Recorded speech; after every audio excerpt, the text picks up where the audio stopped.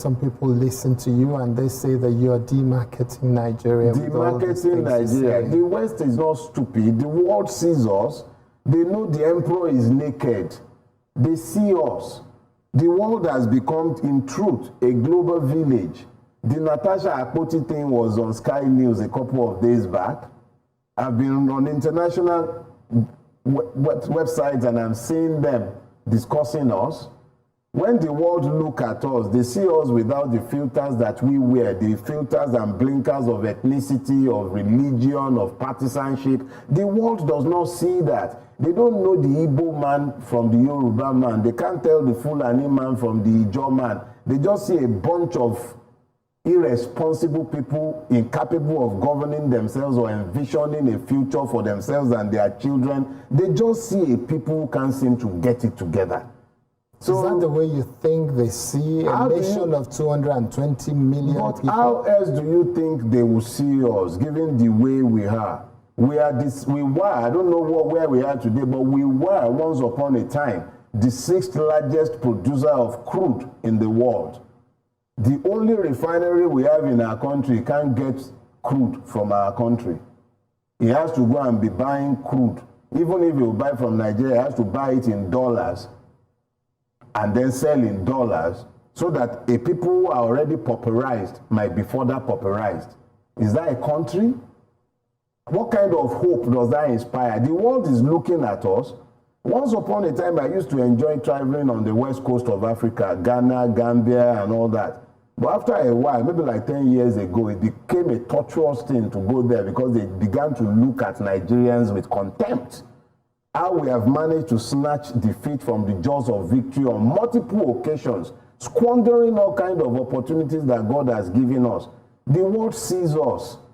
If we don't want to tell ourselves the truth, that's a different thing. We might elect to wear the blinkers that has prevented us from seeing. So is our problem that of morals or that of education? Our problem is not single-dimensional. What we have is a complete systemic collapse. Our educational system is gone.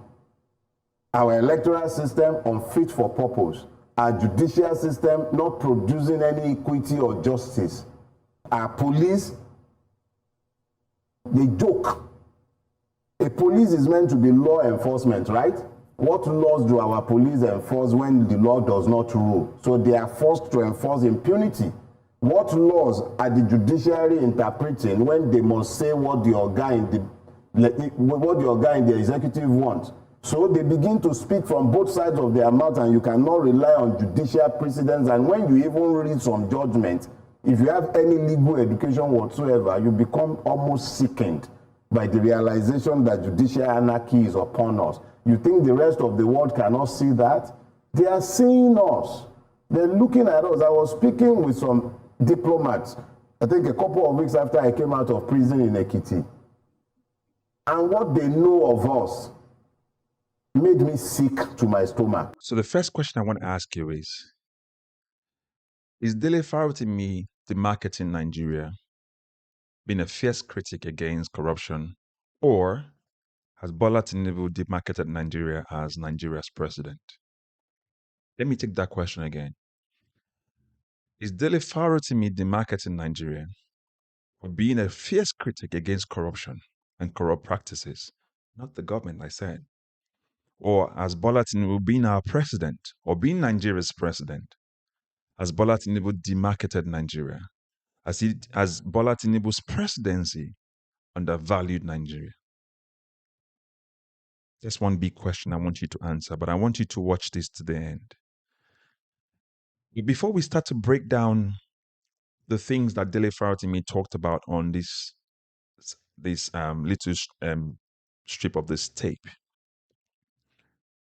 I think the first question I want to ask you is, or another question I want to ask you is, are we experiencing a complete and total collapse of our entire system? Before you go ahead and answer this question, if you're meeting this content for the first time, please like, share, and subscribe.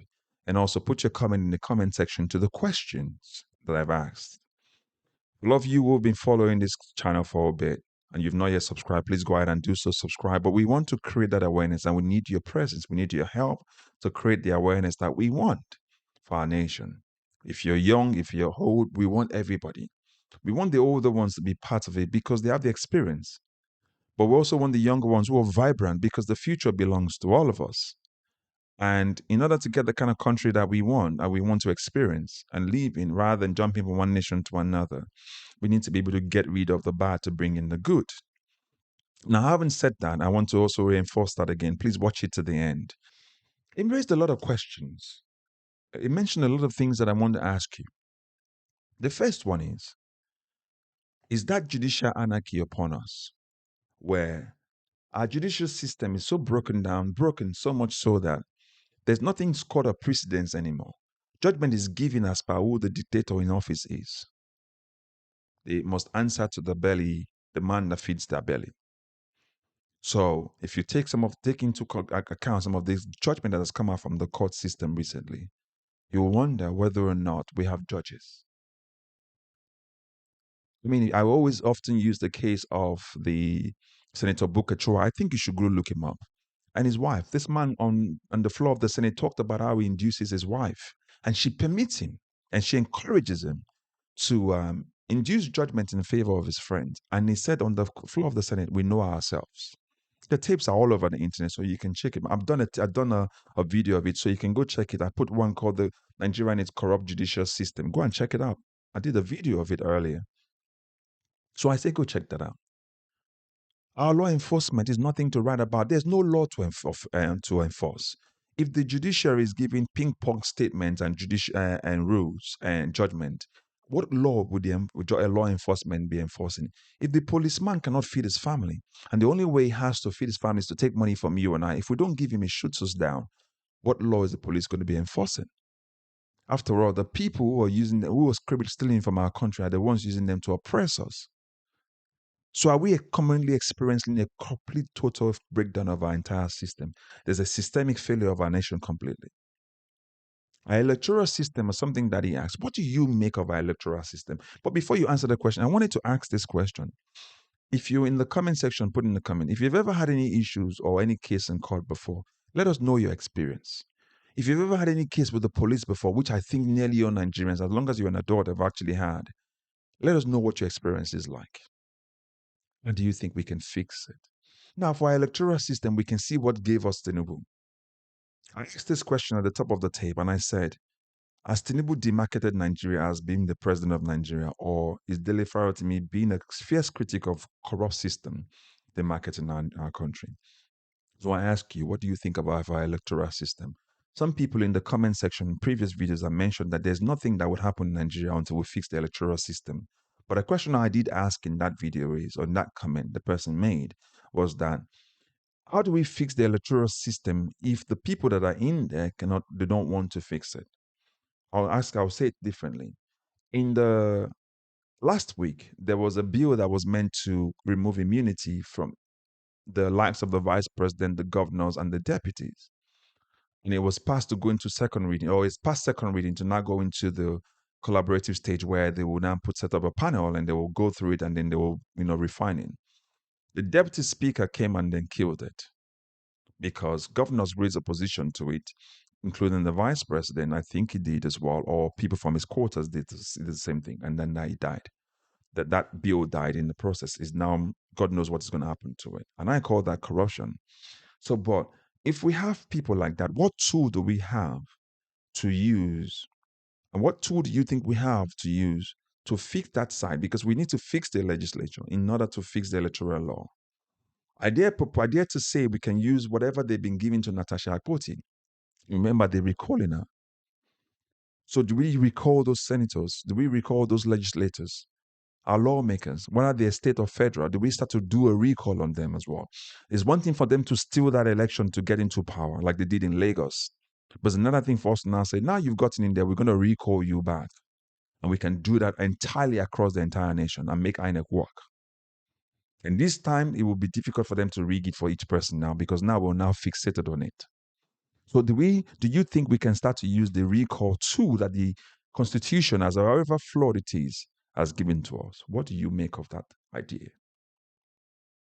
We talk about our educational system, our healthcare system. Has it failed you? Most people put in the comment section, during this 30 days challenge and rant challenge, I watched a video of a girl who talked about how her father died, how the system failed, how her family members died. A lot of people put videos out there of how the system failed them, such that they have issues with the hospital. They go there and they don't come back alive. You have an account of people who have had accidents, take them to the hospital, but the hospital won't treat them because they're afraid they will die in the hospital and they'll give account to the police. They put ethical responsibility aside, where they are meant to actually treat the person as much as possible, make the person comes back alive. What do you say about our educational system, the current crops of graduate that we're producing? Let's don't talk about the fact that there are no jobs. But the point is, I'm going to ask you, if you're an employer and you're one of those people who are employing people, the graduates you're employing, do they really meet up with the tasks that you're giving them? Because they're produced from our school. I'm not after the graduate themselves. I'm actually after the school. For all of us who went to school in Nigeria, what do you think? These are questions that relates to a systemic breakdown of a system. But back again to the question at the very beginning of this video. I asked this: has Tinubu demarketed Nigeria? Has INEC demarketed Nigeria for giving us the likes of Tinubu? Or has the system demarketed Nigeria for producing the kind of leaders that we've actually produced over the course of the last 30 years? Since 1999, what do you make of this? So all of these questions I'm asking because we're bringing this conversation out of our bedrooms. We're bringing the conversation out of our table, round tables where we meet and eat and drink, and maybe you go to your beer parlors or stuff, wherever you go to watch football, and you have these political conversations. Because what we're trying to create here is an active Nigerian system, or Nigerians, where Nigerians can be active in the politics. Listen, you cannot say you're quiet. We've now come to fully understand that politics decide where we go in our nation. So you might as well be part of the change, because if you're not part of the change, quietly you're part of the problem.